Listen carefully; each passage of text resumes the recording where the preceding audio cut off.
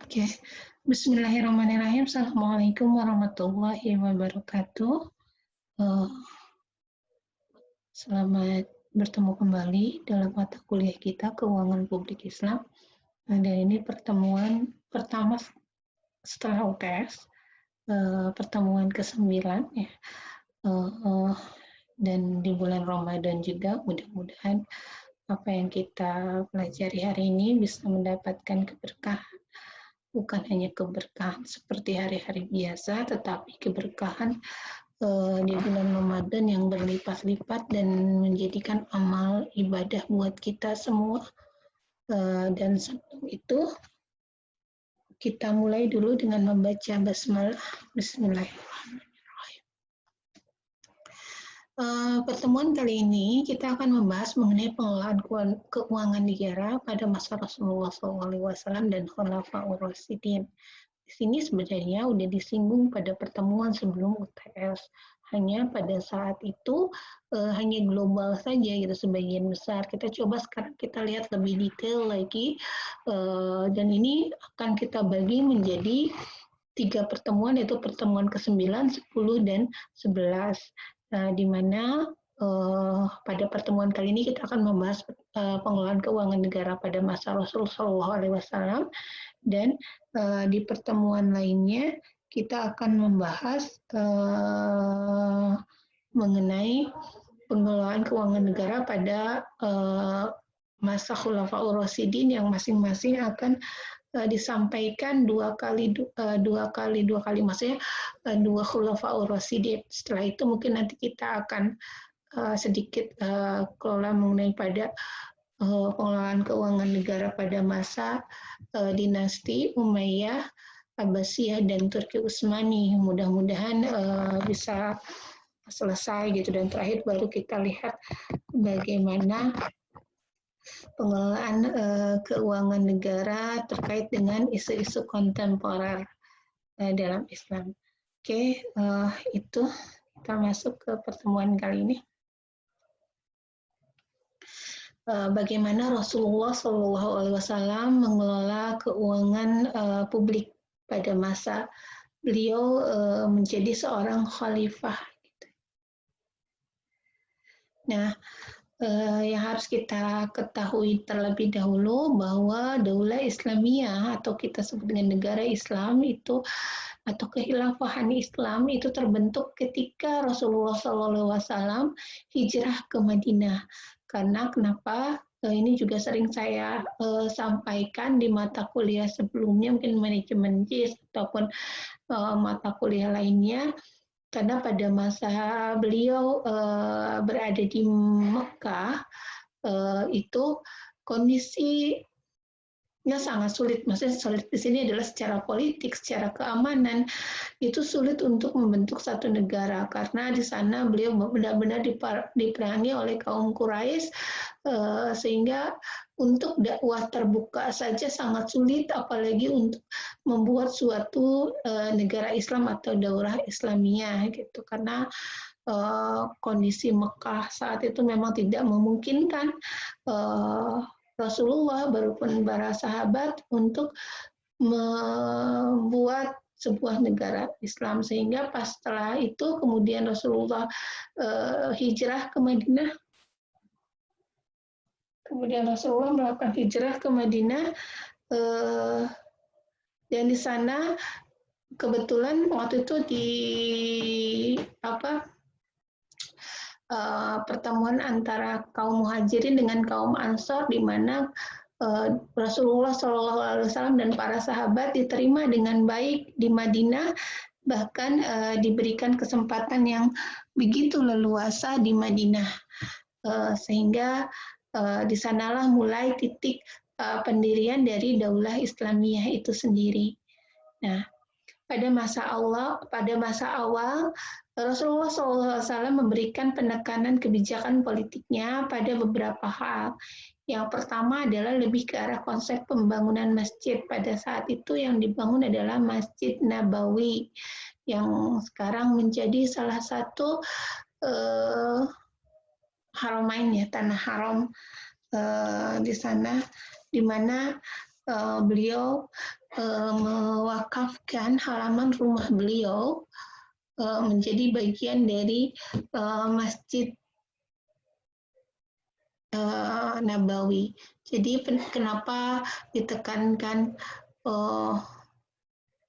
membangun masjid? Karena waktu itu masjidnya jangan dibayangkan seperti masjid yang ada di Indonesia saat ini gitu. Kalau masjid di Indonesia saat ini itu kan hanya sebagai tempat ibadah gitu. Kebanyakan bukannya pada zaman Rasulullah tidak digunakan sebagai tempat ibadah, tentu saja masjid merupakan tempat ibadah. Tapi pada masa Rasulullah masjid itu menjadi pusat segala aktivitas seorang Muslim gitu, seperti itu. Jadi tidak hanya sebagai tempat sholat, gitu. Ibadahnya betul-betul dalam artian yang luas, tidak seperti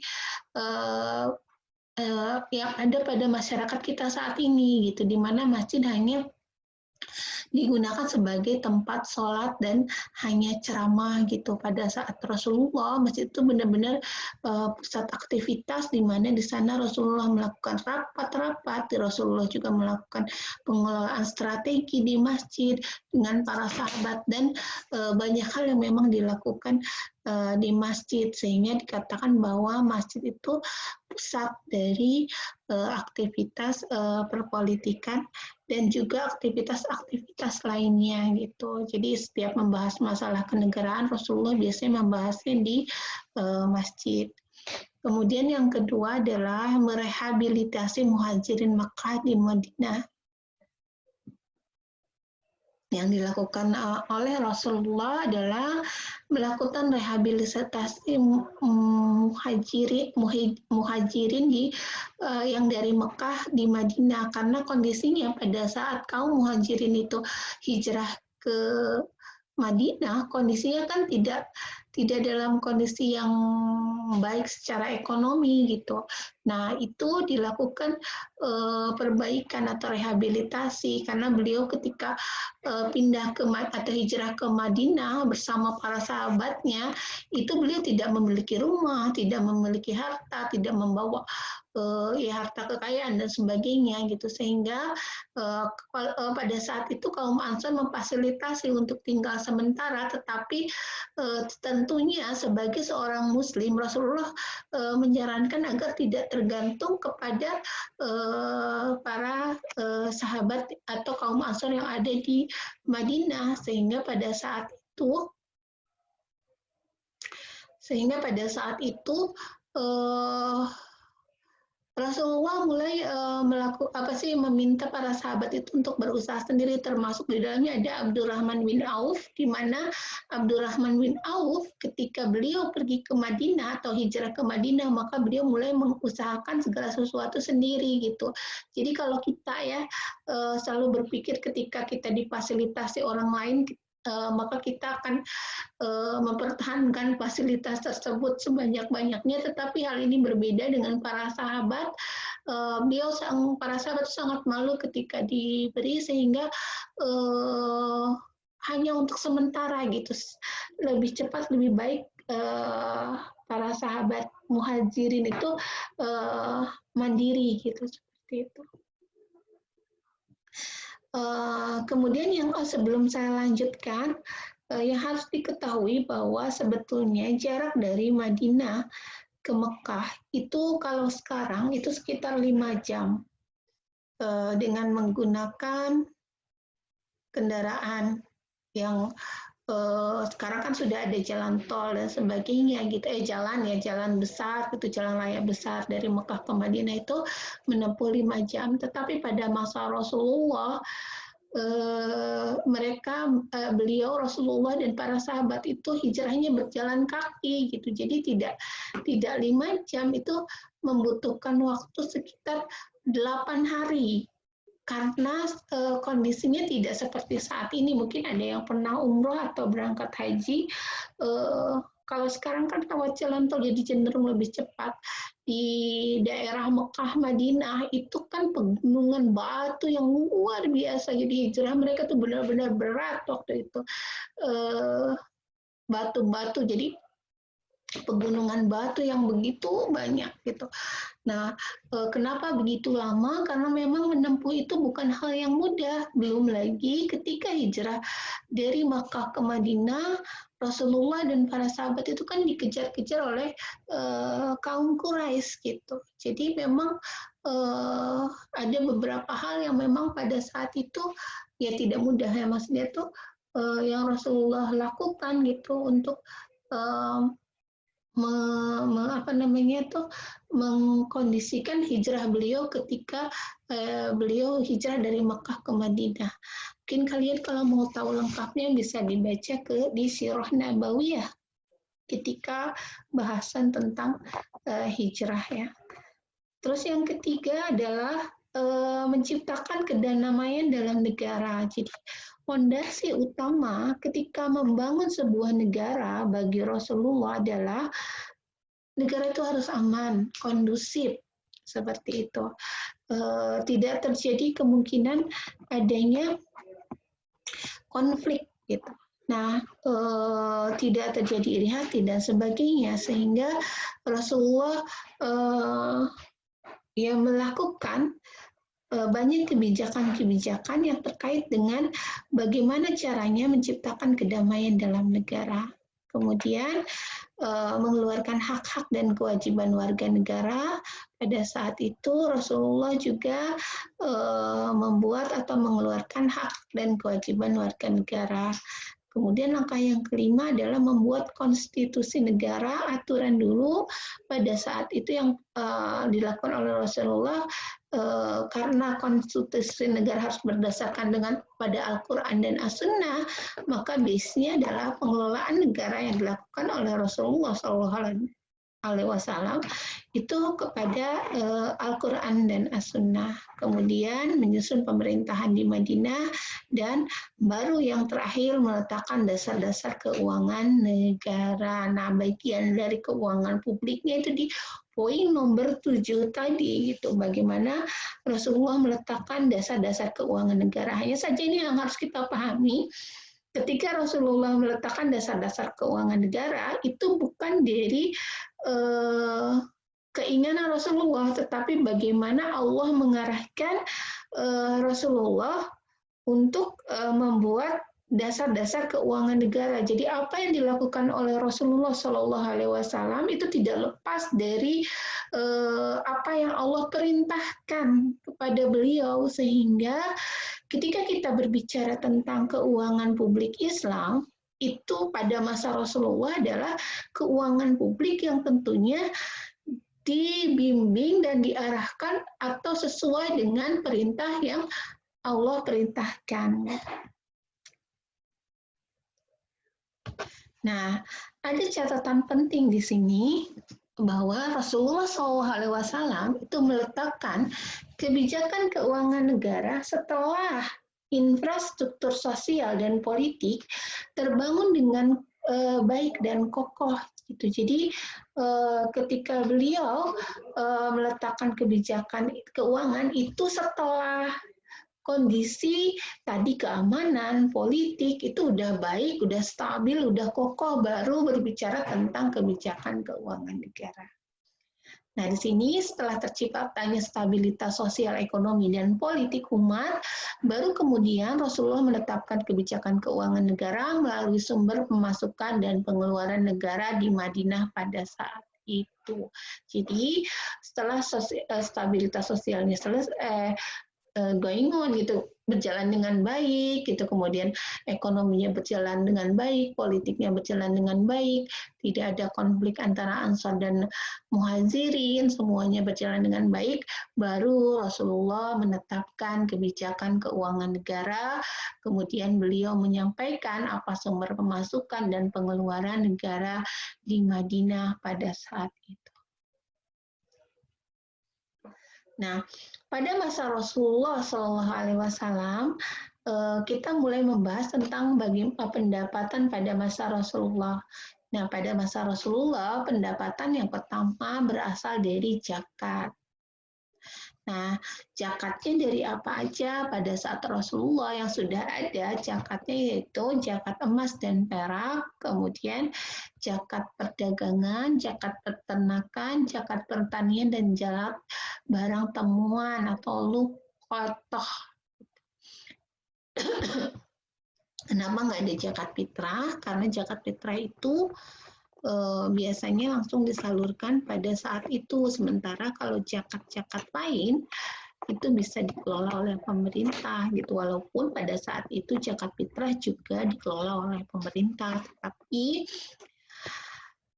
zakat-zakat emas perak, perdagangan, peternakan, pertanian, dan barang temuan itu jumlahnya jauh lebih besar, kemudian itu juga bisa dikelola dengan baik oleh pemerintahan gitu, dan itu tidak terbatas waktu pengeluarannya gitu. Kalau misalnya zakat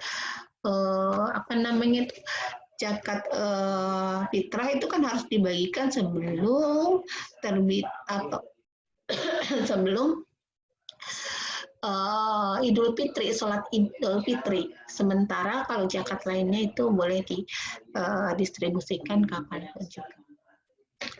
Nah, masing-masing zakat ditetapkan dengan jumlahnya dan syarat-syarat yang ditentukan secara umum. Kemudian pendapatan yang kedua adalah dari harta hasil penaklukan wilayah baru oleh Islam. Jenis harta ini ada dua, yaitu ada ghanimah dan ada fai. Apa sih bedanya ghanimah dan fai? Rasanya kan sama-sama harta rampasan perang. Tentu saja ada perbedaannya antara ghanimah dan fai.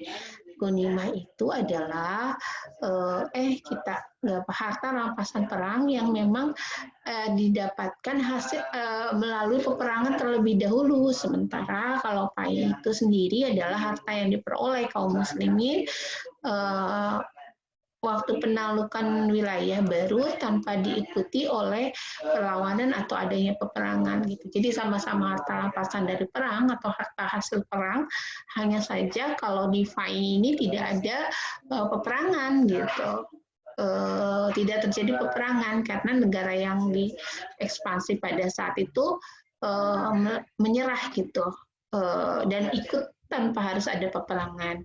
Nah, contoh dari FAI ini adalah penaklukan dari Bani Nadir, penaklukan Quraiza, dan Fandak serta tanah Khaybar. Jenis kedua adalah ghanimah. Tadi yang Ibu sampaikan bahwa ghanimah ini adalah harta perolehan kaum muslimin melalui jalan peperangan. Nah, awalnya distribusi ghanimah ini dilakukan oleh Rasulullah dengan membagi sama banyak kepada para tentara yang ikut ke medan perang. Namun, setelah turun Quran surat Al-Anfal ayat 41, maka Rasulullah mengikuti petunjuk ayat ini dalam pembagian harta ghanimah.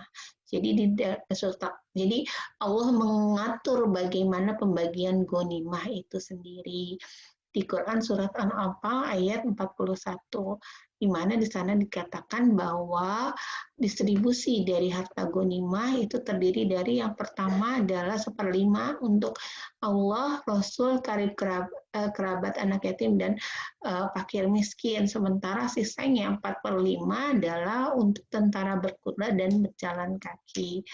Nah, jika dikalkulasikan, misalkan jumlah seluruhan harta rampasan perang yang didapat selama masa Rasul Shallallahu Alaihi Wasallam itu nggak lebih dari 6 juta dirham. Jadi total pendapatan dari harta fai maupun harta ghanimahnya itu sendiri itu adalah pada masa Rasulullah sendiri tidak lebih dari 6 juta dirham.